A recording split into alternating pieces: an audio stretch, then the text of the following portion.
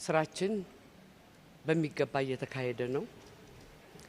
በጠበቅነው ልክ እየሄደ ነው።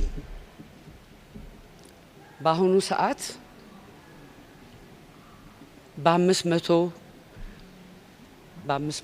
ተሳታፊዎች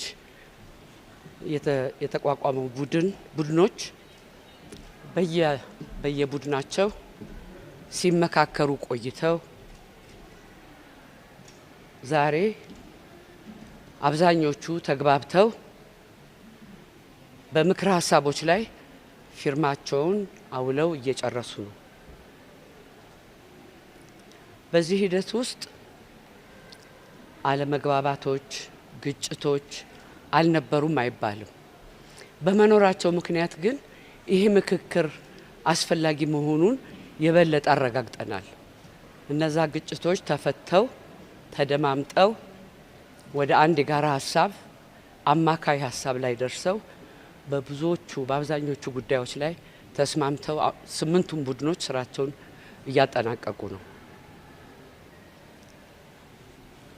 ከዚህ ቀጣይ እነዚህ 8 የምክክር ቡድኖች ያዘጋጇቸውንና የተስማሙባቸውን ምክረ ሀሳቦች የሚያጣጥም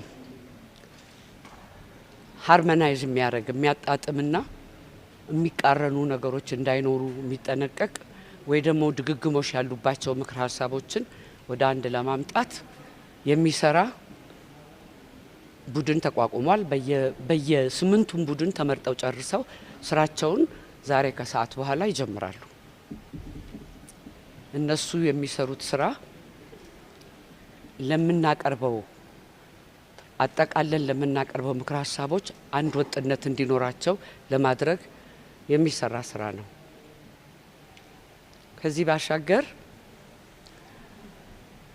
አንዳንድ ቅሬታ የሚያቀርቡ ግለሰቦችም ሆኑ ቡድኖች፣ የፖለቲካ ፓርቲዎች ያቀረቡትን ቅሬታዎች ባለን የቅሬታ አፈታት ስነ ስርዓት መሰረት ጉዳዩ እየተጠና ውሳኔ የምንሰጠው ይሆናል እና እየተቀበልንም ነው፣ እየመረመርንም ነው፣ ውሳኔም እየሰጠን እንሄዳለን ማለት ነው።